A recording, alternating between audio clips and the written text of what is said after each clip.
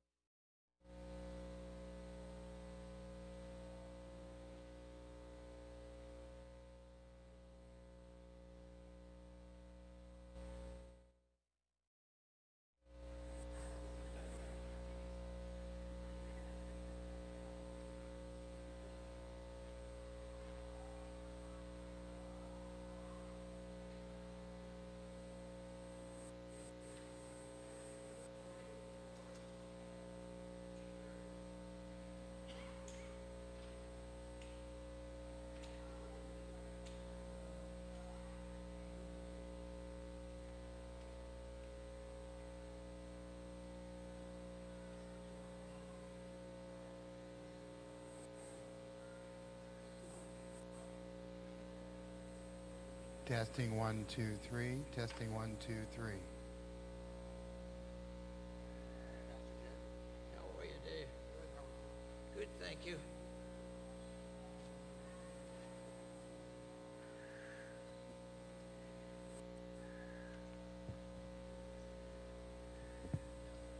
Get as closer to me as you can. That's it. That's good.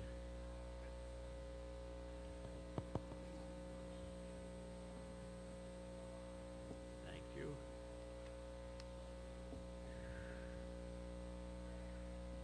Yes. There we go. It's not tight on the. There we got it. That's got it. Thank you.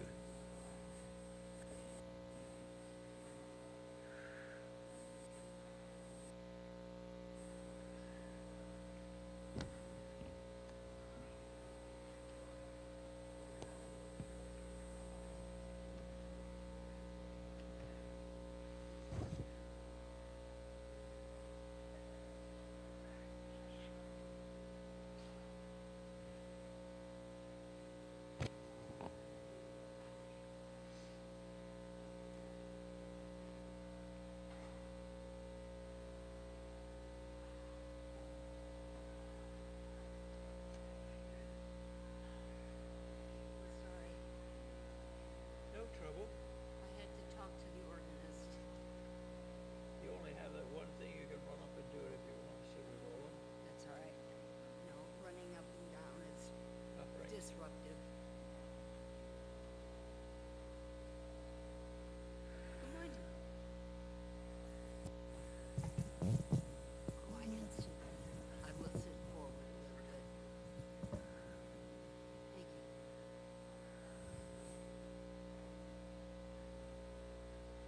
I have something here I would like to hand out for you to pass around. It had been my real desire to simply include this in the paper that I handed out, And looking at my paper supply, I decided I did not have enough to make 40 copies of this, but I'll hand it out. There are plus 16,000 Dead Sea fragments. Now, some is just from aging badly. Some is apparently from vandalism. We don't know exactly. Cave 4, for example, was mostly torn up in small little pieces. We don't know by whom. But this is an inventory. First of all, there's footnotes in the back. But this is inventory of the scrolls, what cave they were found in, so forth and so on. I know you can't digest it by just passing it around, but I at least wanted you to touch and feel 16,000 fragments, itemized.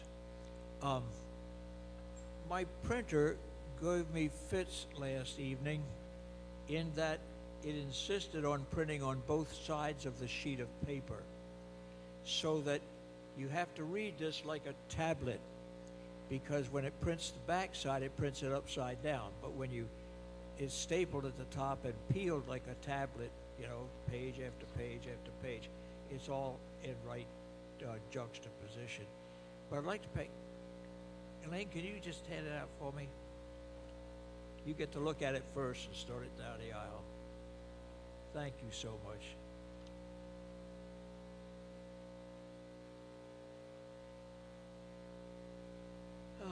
Here we are.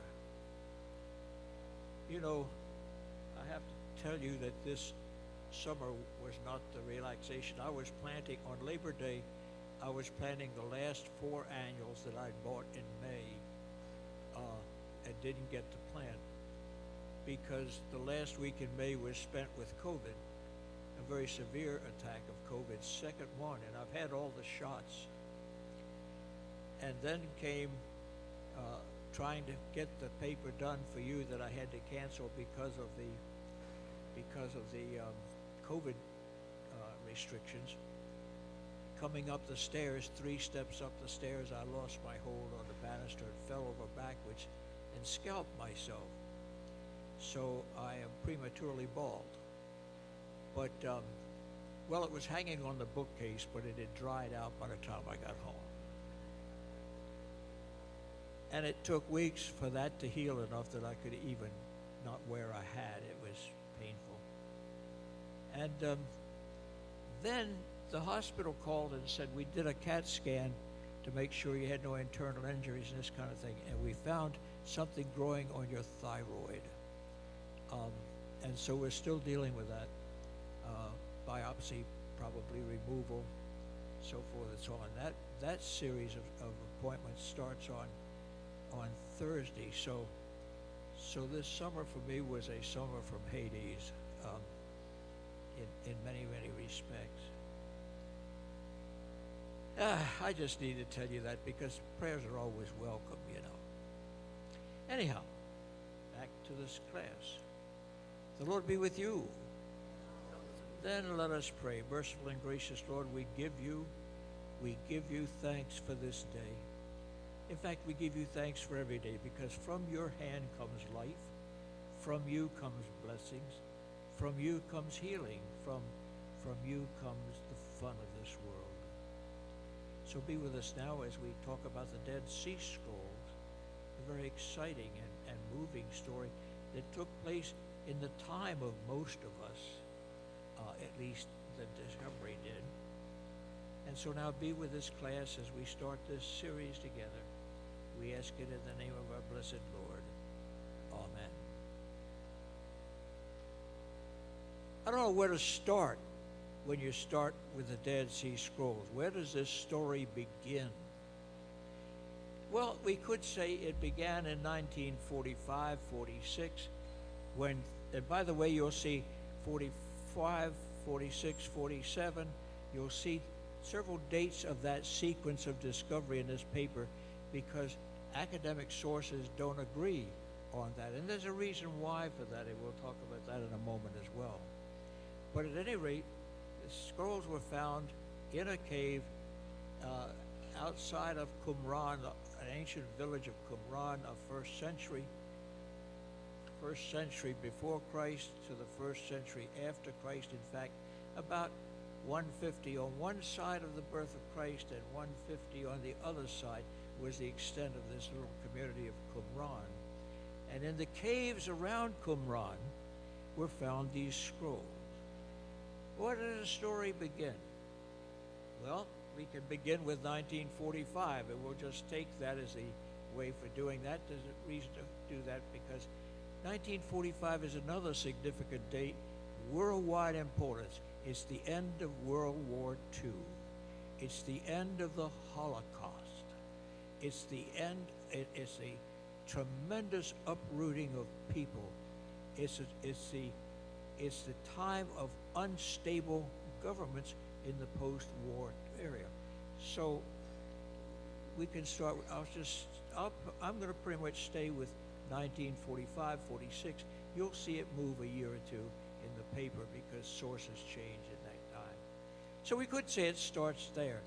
By the way, this has been a topic that's been requested by several members of our group together on several occasions, and I have hated to do it because it's intricate, and you'll see why I was a little reluctant to tackle it. But I'll not dwell on that. We're going to do that, and we're going to do it in 7 sessions. That's if I'm not incapacitated in the process, and I don't expect to be. So as a result of that, we'll start with 1945, and that's where it begins. But then, you know, it could begin another time. It could begin when the scrolls were placed in these caves. We don't know exactly when that was, but that could be the beginning of the story of the Dead Sea Scrolls. Or it could be the beginning of the scroll, could be thought to be the earliest scroll. And are you ready for this?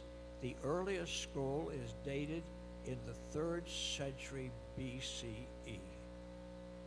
So it's 300 years, give or take, before the birth of Christ is the earliest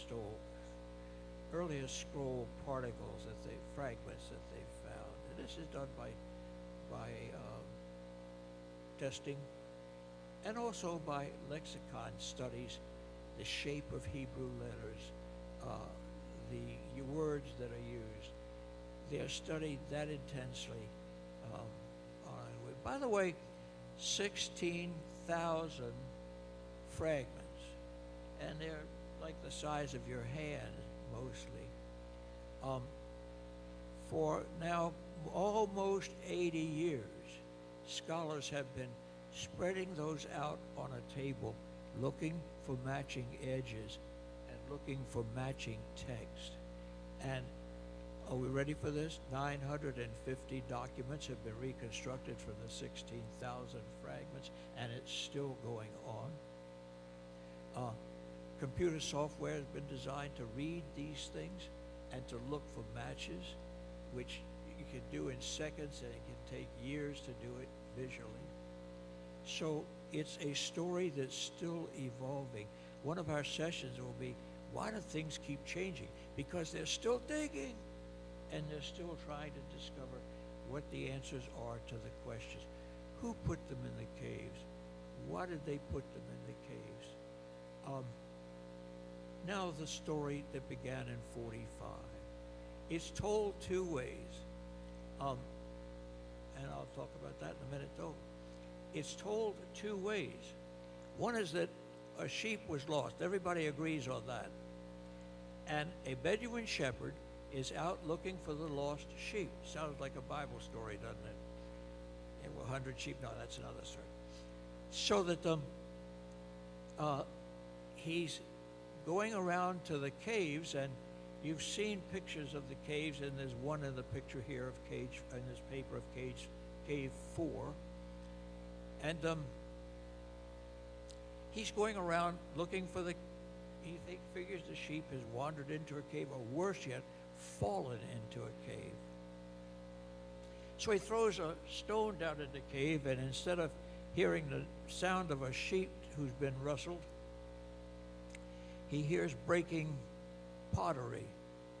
And he goes down into the cave and finds these huge standing clay pots. And when you take the lid off one of them, in there is a scroll. That's one story. The probably true story is that he fell into that cave. And you'll see on cave 4 how that might have happened. But this was cave 1, another cave. And the caves are numbered for Dead Sea's research. 1 to 11 was found between 1945 and 1955. So in that 10 years, they found 11 caves containing scrolls and or fragments and other antiquities. So he finds Bedouin shepherd calls his 2 shepherd buddies, gets them down into the cave, and they can't carry it all, but they take 2 of the scrolls back to their tent, hang them from tent poles, and look at them and wonder what in the world they're going to do with them. Well, they're going to sell them. You know what they're going to do with them, but they don't know who. So they go to Bethlehem and they sell them to one antiquities dealer, and he looks at them and says, it's impressive, but they're worthless. They sold those 2 scrolls for $28. But as soon as the scrolls were announced, and it got not really in the newspapers, but in the antiquities conversations of the antiquity dealers, the authorities moved in. Thank God. And when the authorities moved in, some control took place, and an organized academic, professional, archaeological search was done for 10 years to find all of the scrolls, and there were 11 caves that had the scrolls in the caves. That $28 for the first 2, I can't find anywhere in all that I read in preparation for this session. I can't find anywhere whether anybody knows where those scrolls are or we've ever retrieved them. And I just explained the beginning of a huge problem. That is black market. And it happened in a fun way. Once in a while, if you want to think you see God's hand or you hear God's voice, don't be afraid. It may be. And the Dead Sea Scrolls have such a story. 9 years after the scrolls were first found, there was a Greek Orthodox archbishop in Jerusalem who was one of the first buyers from the black market. And he was a prolific buyer, apparently. He wanted to channel these scrolls into an official, appropriate channel. But he wouldn't sell them to a Jew because, remember now, there's no Jewish nation yet. There are Jews in the Holy Land. There are kibbutzim, corporate farms formed by Jews that have come home. They're still operating today. But there was this Arab-Jew war going on. And the Syrian Orthodox bishop was not going to sell to a Jew. So he decided to take them to New York. And if you look on page 2, I think, of your paper, might be 3. It is 3. Top of page 3, you will see the ad that ran on June 1st in the Wall Street Journal for the sale of 4 Dead Sea Scrolls. He figured he could sell it to a Gentile by going to New York. But he didn't understand there were Jews in New York, too. One of them was from Israel. His name was Yigal Yadin. You've perhaps heard of Yagil Yadin because he's one of the, now he's deceased, but he's one of the premier archaeologists. But he was also a general in the Israeli Defense Force, which was an unofficial army yet fighting for the independence of the Jews living in the Holy Land. There is no Israel yet. So he puts it in the newspaper. It just so happens that Yagil Yadin is making a speaking tour in the United States and reads this ad in the Wall Street Journal. He gets a smooth-speaking, westernized, but otherwise Jewish man to negotiate for these scrolls incognito. He buys the scrolls, arranges to ship them back in 3 separate aircraft for safety's reason, because remember, this is the time of terrorism. He's also the general in the Israeli Defense League. He can fly anything he wants back to Israel. And he pays, are you ready for this? This is 9 years after discovery. The first one was sold for $28. He paid for those 4 scrolls $250,000. Only a general of the army and somebody pretty important has access to that kind of money. This is 1950 money. Okay. So the first 4 scrolls to come into Israeli control were these scrolls that Yagil Yadin bought from an advertisement in the Wall Street Journal, incognito. He couldn't reveal that he was a Jew because this was a Syrian Orthodox priest, and the Jews were the enemies in those days. And somehow still are. There's a peace treaty with Jordan now, peace treaty with Egypt, peace treaty with some other Arab places, but it's been long in coming. Israel is almost 100 years old. So, I'm describing some interesting kinds of realities of the 1940s when these were discovered. 1, Israel is under the British mandate set up after World War I. The Brits signed the Balfour Agreement, which was to reestablish a homeland for the Jews, but went back on the word and generally were not supportive of that in 1945. So they were not particular friends. There was no Israeli government to own the scrolls at that point.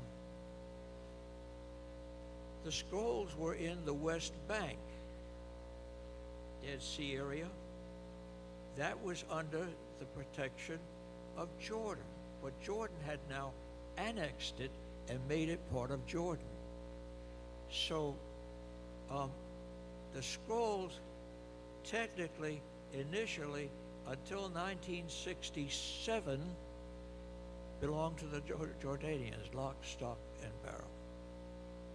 The Jordanians have a Department of Antiquity, but it's not well staffed or well funded, because in Arab tradition, history is not terribly important.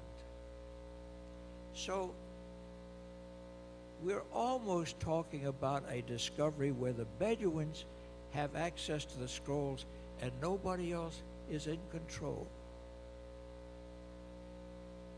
except the black market.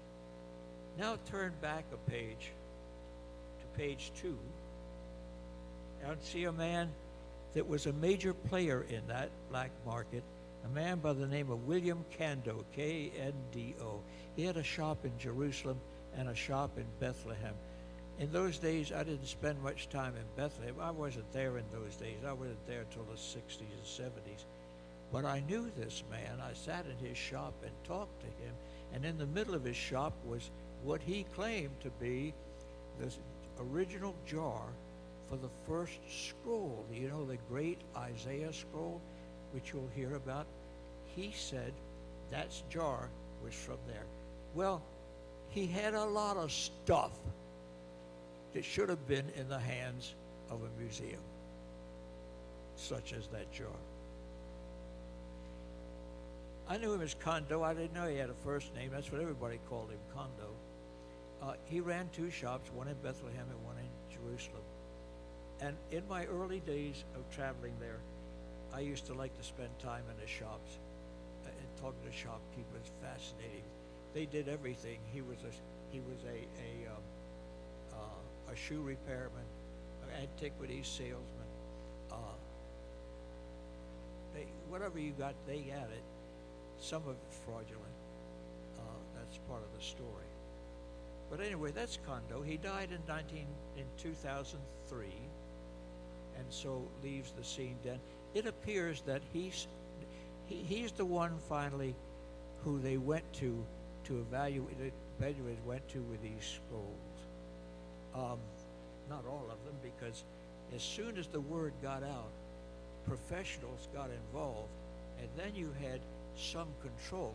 Although professionals have been known to fight over who owns something, too. So it only helped the black market thrive further. Worse still, the complication of 16,000 fragments in these 11 caves. I don't even have 11 fingers. 16,000 fragments. Understudy require a whole team of archaeologists, linguists, masters of languages, masters of ancient languages, because these scrolls, we now know, are 2,000 years old. Current Hebrew won't cut it. You got to use the alphabet that was being used 2,000 years ago. So this highly skilled, highly credentialed team of people was put together at the Palestinian Museum in Jerusalem, because remember, this is Jordanian territory at the time. There's no unified Jerusalem as there is now. It's now the Rockefeller Museum. And the trouble with it is, it was a pretty good museum when it was in Palestinian hands. But there was this thing called the 67 War. Am I losing you? Are you still with me? The 67 War was won by the Israelis, hands down. And they conquered the West Bank. They still are fighting over as a Palestinian authority, but there are three different kinds of government of that authority, depending on success in governmental issues. One is that the Palestinians have total management, but the Israelis are overlooking their shoulders all the time and have troops there. Then there's a group that is totally governed by the Israelis, even today in the West Bank. And then there's a group where it's shared. The worst place to live is where it's shared, because then nobody agrees to pick up the garbage. You know, the Israelis will police it. That keeps peace. But they won't pick up the garbage. You can tell which is under the joint share by just what the trash that's in the streets. That's the truth today. Anyway, there is the West Bank. We read about the West Bank all the time. The Palestinian Authority primarily has some authority in the West Bank in each of these three levels. But in one, because it's troublesome, the Israelis will have total security control of the three. Anyway, in the 67 War, the Israelis captured the West Bank. It had two things in the area of the Dead Sea of interest to Israelis. And the first was Masada. Masada, Herod's fortress. The officers in the IDF, the Israeli Defense Force, the officers in the Defense Force all received their commission and their insignia on the top of Masada in a burning fire and swear that it'll never be in enemy hands ever again. To this day, that's Taleb Masala. The second thing of interest to the Israelis was Qumran and the Dead Sea Scrolls and the caves. And so the Israelis have the lodestar of the documents today because they won it in war. Does it belong to them? Well, I don't know whether that'll ever be settled. The Jordanians have what they had taken before the war is in the museum in Jordan. That's 25 plus. We don't know exactly how many. And the Israelis have the rest that we know about. About those two that were sold for $28, I don't know whether we know or anybody knows whether we have those back yet. They could be in some collector's vault because, you see, people collect these things. It came home to roost right here in Washington, D.C., when the Museum of the Bible had to admit that the 13 fragments they had were fraudulent. They could have brought them from Kondo because he now and again found fragments that he offered to antiquities dealers for sale, right up to the end. And we're going to read about that in just a moment. So we have a time of war, change of governments, and all of that happening on top of the Dead Sea Scrolls. So that when they were found, there was really no easy way to dispense of them. And you understand that tourists, as well as museums, like to take things home with them. So there are legal antiquities dealers in Jerusalem that will give you a certificate, it may be fraudulent too, about a first century lamp and this kind of thing. I got a shelf full of first century lamps. I've got a cup that's 7,000 years old from Jericho that I brought home. Now, that's not so easily done anymore. They don't care about first century lamps too much because there are thousands of them around today. You say, well, how they last 2,000 years? Well, it's easy. You know, when you had a funeral in a cave, you had to light it somehow. And so you cluttered the cave with these little lights, and they're just about this big around with a little hole in them, and they've got olive oil in them and a wick sticking out. And they don't make much light, a flame about this tall. So you probably got 50 or 60 of them in a cave if you got a gathering, putting somebody away the first trip. And then you seal the cave. And then when somebody opens the tomb, here are these 100 of burned out lights. And so they go for, you can buy a genuine, I think genuine, first century light for about $100 from a legitimate deal, from a licensed dealer. Anyhow, the scrolls are in this market with no control. So there's an ad in the Wall Street Journal for 4 scrolls, and it's just 9 years from the time the scrolls were found. It's unbelievable, but that's the story. So there's the story. The fellow fell in the cave, he found the things, he got his buddies, they took a couple of them home, and the market started. And by 9 years later, $28 for 2 scrolls has gone to $250,000 for 4 of them. Now, that's $1950. What would that be today? Anybody got a factor on that? It would at least be quadrupled. I'm sorry.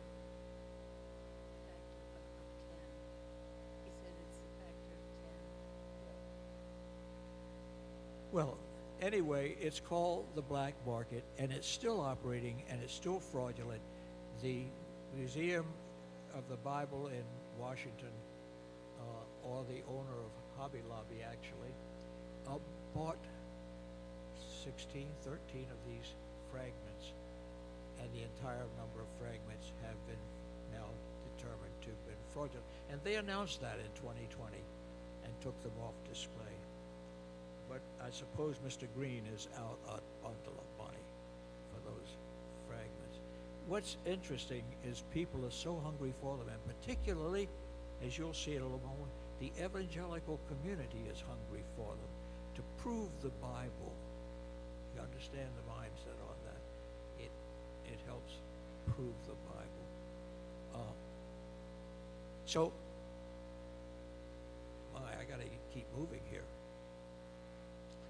So why are they so important? What makes this thing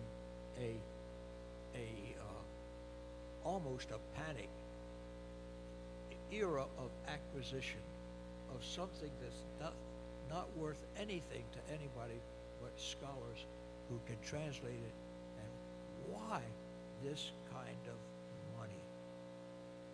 Well, there are 4 reasons in your paper, and I'll try to remember the 4 reasons I've put in the paper. The first one and foremost is to Jews. 1945 is when the survivors of the Holocaust are looking for home, and they're saying, we will never trust anybody to take care of us again. Never again, Charlie Brown. We'll take care of ourselves, thank you. And we've been this mass movement to the Holy Land. It's home. But it's been populated now, not by Jews, but primarily by the people of Islamic tradition. They initially are happy to have them because they have some money and they buy farmland, and they're happy to sell them farmland until somebody wakes up and said, oh my God, we're losing all of our land. And then there's war starting. And there was the war for independence for the Israelis. This is the exact same time all that is going on. That's why the Syrian Orthodox bishop won't sell to a Jew. It's wild. I mean, that a Christian is anti-Semitic, and proudly so. And we have some today yet, by the way. I won't start calling names. But it's pretty public. So first thing, during that time, the Palestinians had an official history of the history of the Palestinians. And they claimed in that history they had been there since forever. And there was claimed there was no evidence of any significant Hebrew presence in the Holy Land historically. That was in their history. It took the United Nations to get that expunged from the Palestinian history, and it happened in the last 10 years. For the Jews, finding 2,000-year-old manuscripts in Qumran, in the West Bank, was proof that 2,000 years ago there was a significant presence of Hebrews. So they wanted these documents. Reason 1 for the value of the document was the justification of Aliyah, which is Hebrew for going home. There was incredibly, here was the proof that they had been there. Archaeology has generally been of some help in that issue, but not a great deal. The name David doesn't show up very often. So there are archaeologists who say, we're not sure that David is not a mythological character. But then that might be a Palestinian speaking. This is still going on. So, Dead Sea Scrolls of Hebrew scripture, written in Hebrew or Aramaic, and some in Greek, because by the 1st century of Jesus' time, Greek was as popular a language as Hebrew, even in the Holy Land. So the scrolls were in Hebrew, Aramaic, and Greek primarily. They're not all biblical. There are documents, there are Essene and Essene, not obscene. There are Essene texts. And next week we'll talk about who were the Essenes. There were actually 4 political groups. The New Testament mentions 2 of them, Pharisees, Sadducees. Who are the others? Well, we get a hint in the Bible about the third one. Judas Iscariot was known as a zealot. That's the third group. And the Essenes are the 4th group. And according to Josephus, they were widely populated around the entirety of the Roman Empire. There were Essene cells, communities in most ancient major Roman cities and in Qumran. Josephus, and we'll talk about him next week too. Josephus tells us that Qumran was the center of the Essene organization. I don't know whether what we know today suggests it's huge enough to have been that empire-wide important. But the Essenes were a significant group of people. They believed in the concept of light and darkness, good and evil, light and darkness, okay? They believed in the final war. They don't use the word Armageddon that we use, but same concept of the book of Revelation. I will ask in one of our sessions, was John the Baptist schooled by the Essenes? The Jews were not regularly baptizing. The Essenes were. They were conservative Jews. We know this from the Dead Sea Scrolls. They didn't trust the authorities in Jerusalem and were really, well, they were the Southern Baptists. They just were not liturgical about anything, except being baptized every day.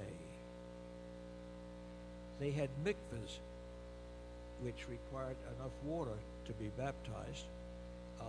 At Qumran, there's several mikvahs, and they had a whole intricate system to collect rainwater to keep those suckers filled with water. It only rains about once or twice a year, usually in the spring in that area. That's one reason we still have the scrolls in the jars. It's dry. But anyway, on the story goes, and I want to get to read about the black market, then I want to move on. Can you read that? I've kept her sitting up here all this time.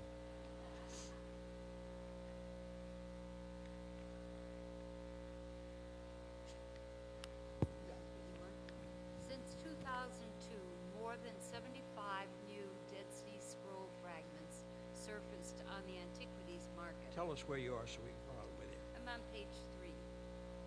Page what? 3. 3. Yeah, there it is. I got it, same page. Most of the fragments seem to come from a Bethlehem antiquities dealer, William Canto, or simply Canto. Known among scholars and collectors as the first dealer in Dead Sea Scrolls and associated antiquities. But what are these post-2002 Dead Sea Scroll fragments, and where did they come from? Canto died in April of 2003. Hold on to that just a second. Look at the first line of that paragraph. Since 2002, more than 75 new Dead Sea Scroll fragments surfaced in the antiquities market. When did the Bible Museum buy its 13 pieces? That's when. That's when the collection started. All right, go ahead. In September-October 2002, William Canto had contacted Dead Sea Scrolls scholar Emil Punch. Canto had several fragments that he wanted to show him. You bet he did. The latter allegedly wrote a one-page report dated October 6th, reviewing the fragments, and the rest is a really complex history. Canto sold his first fragments in 2003 to Martin Schoyen, and probably to rare books dealer Craig Lampe in Arizona. Curiously enough, when Schoyen had asked the elder Canto 10 years earlier, the dealer dismissed the possibility of obtaining Dead Sea Scrolls material. On visiting Canto's shop in Jerusalem in March '93, I found Canto sitting on a chair in the middle of the room facing the window, wearing his red Turkish fez as he used to do them. When I asked whether there was any chance of acquiring Dead Sea Scroll fragments from him or anyone else, his answer was short and gruff. Those days are gone. That was his final word on the matter.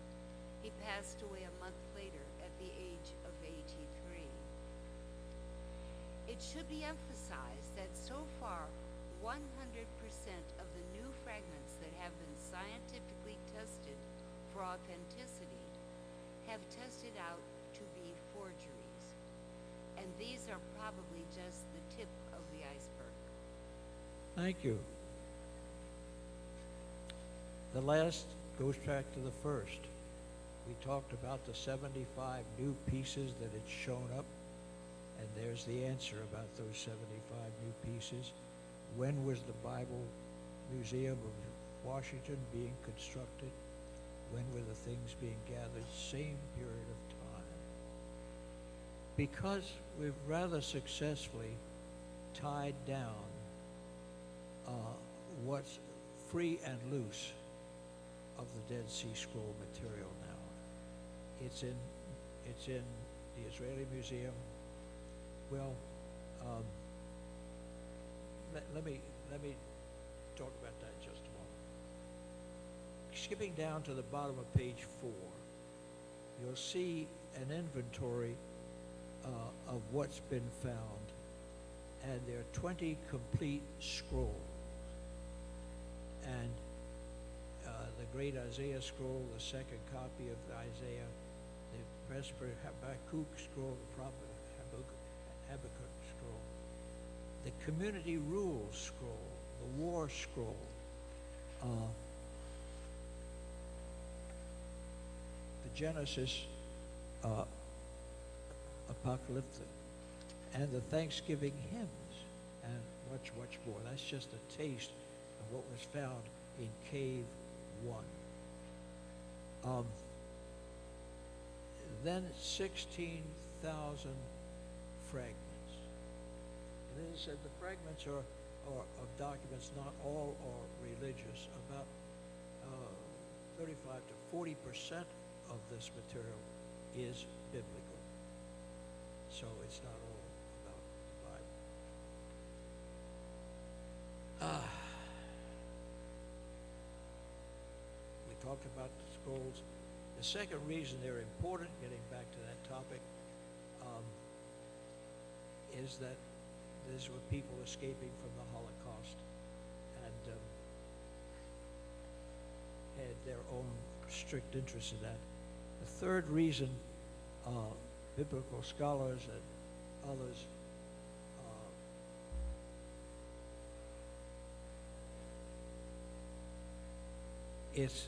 it's a whole new window into first century religious life.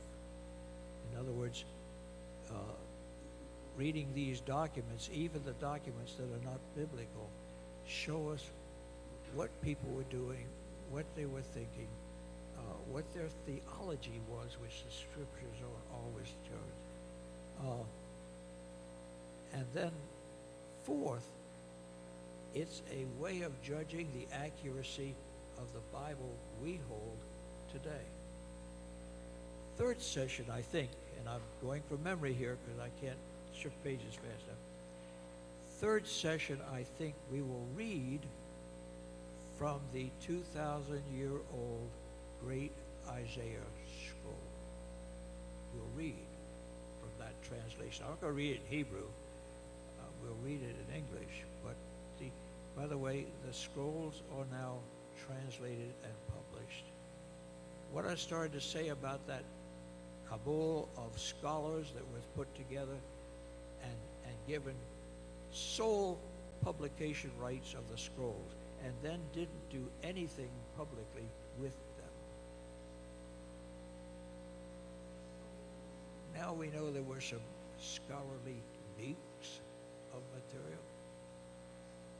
It became part of the black market.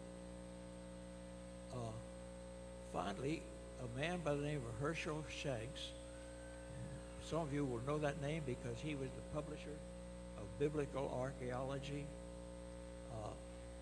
Review, still in publication. Now he's deceased, but he broke the copyright law and forcibly published a facsimile copy, because there were photographs, facsimile copy of the entire Dead Sea Scrolls. He paid an immense international fine for it. But once he had done it, it was out. And the hold of this group of scholars who were profiting personally from their control, legally granted, of these scrolls was broken. And it was done, again, by somebody here in Washington, the owner at the time of Biblical Archaeology Review, BAR.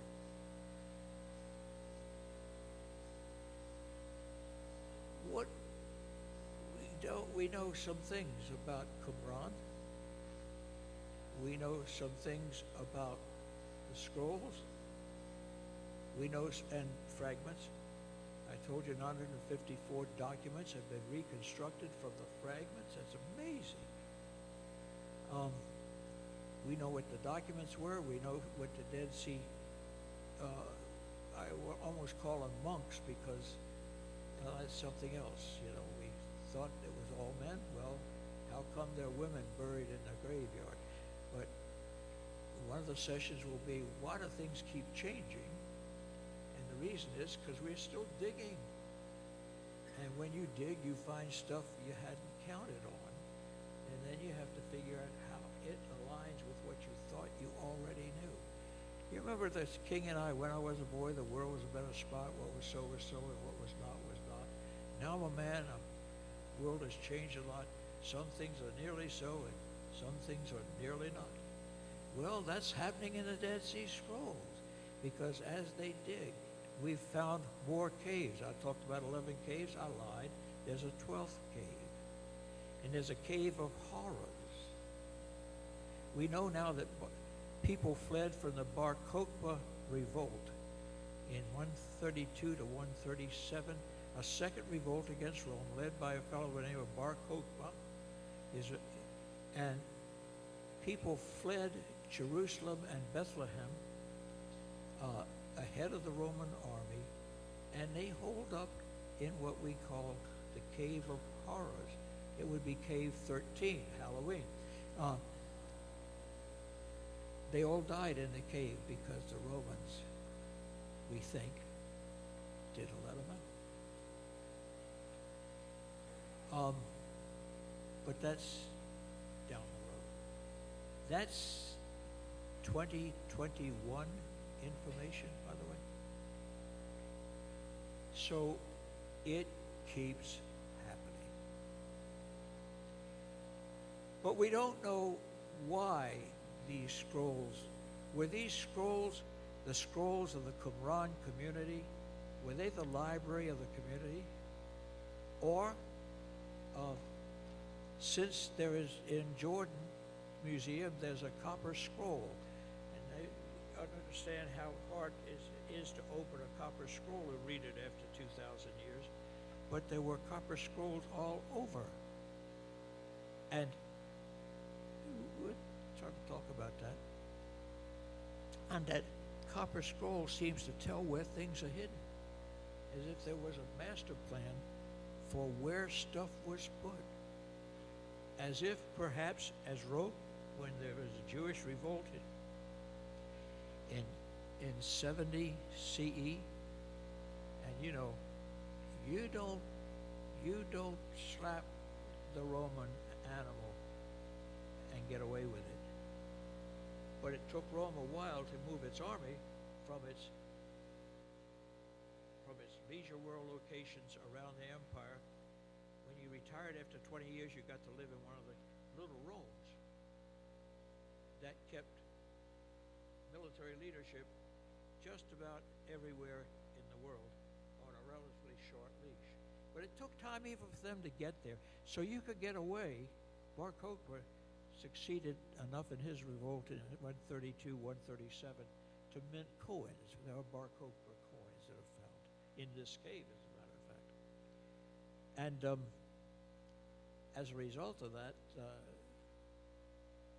we now know that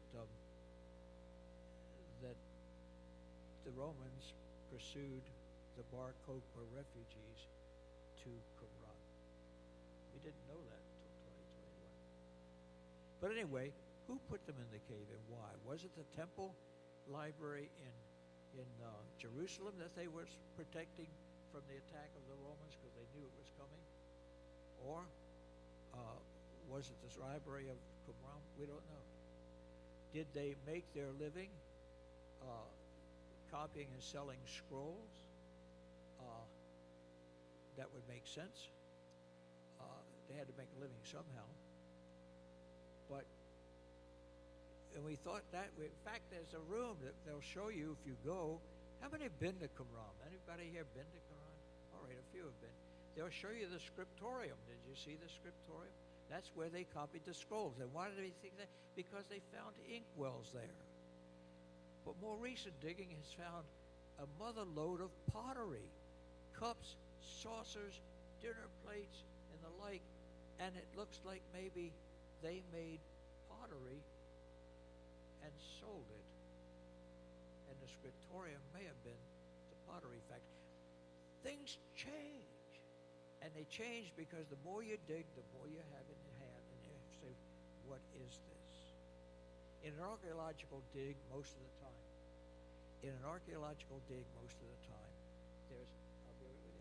there's a, you start in the morning before dawn because of the heat. And you dig until about 10 o'clock. And then you stop and you have breakfast and you have a dig meeting under a tent. And in the middle of the tent, there's a table. And in the table are pieces that have been dug out of the ground and nobody knows what it is. And you put it on a what is it table. Are you with me? And while you're having the diggers meeting, you're sitting there staring at the table. And finally say, I know what that is. Okay? That's part of what archaeology is about. You dig a piece of something. You don't get the whole thing. And you know. Anyway, I've got a thing that's a beer mug. And they didn't know how to strain beer, so it was a pitcher with a fountain on it. So you put it like the people of West Virginia do, put the thing on your arm and sip it. And it's got a strainer in the spout. Anyway, you know, somebody had to figure out that was a beer. Anyway, the things keep changing, and so it's an ongoing story, and we'll try to walk through some of these changes. Now your question. My question is, if the oldest of the scrolls seems to be more or less 300 years BC, what is the age of the youngest of the scrolls? In other words, how many years do these scrolls cover? These scrolls, of course, if they're biblical, are copies of the original. Isaiah was 6th century BC, so the 300 BC scroll of Isaiah would be 300 years old after that, or would be a copy over and over and over again to that. And the oldest The youngest scroll that's found is about 100 CE. So we know that, So they cover 400, more or less, 400 years. yeah. Okay, thank you. Other questions? All of this is here in print, and none of it will change before you get home. So that you can read this whole thing and get a better job than I've got. I didn't talk about, and I should, but we've talked about it before. Remember that Gutenberg's printing press was a late 15th century thing. And that was the first time we could make an identical copy of anything. Now let's talk about how much of a problem that is. Up to then, everything was hand copied. There were not many copies, so not everybody had a pocket New Testament you put in your somewhere. And secondly,